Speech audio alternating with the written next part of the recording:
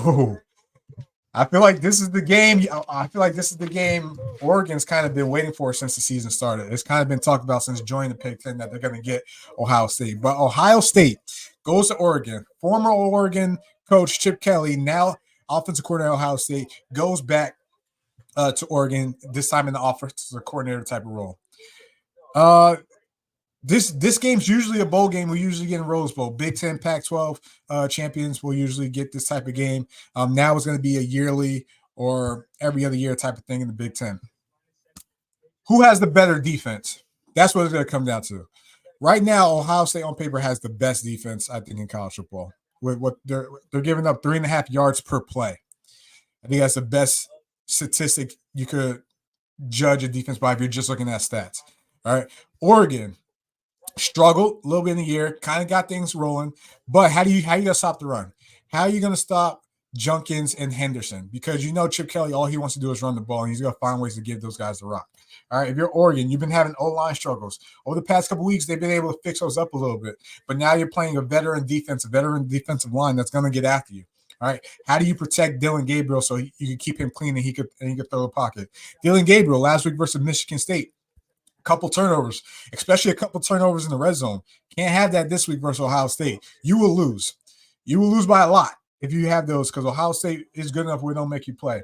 Thing I like about Oregon is their secondary. Good defense, better secondary, which is good because if you let freshman sensation Jeremiah Smith or even Emeka Egbuka have a day, man, Alton Stadium's going to get very quiet. Very quiet. This and last note I have for Oregon. This is the game I feel like they've been waiting for. They kind of been.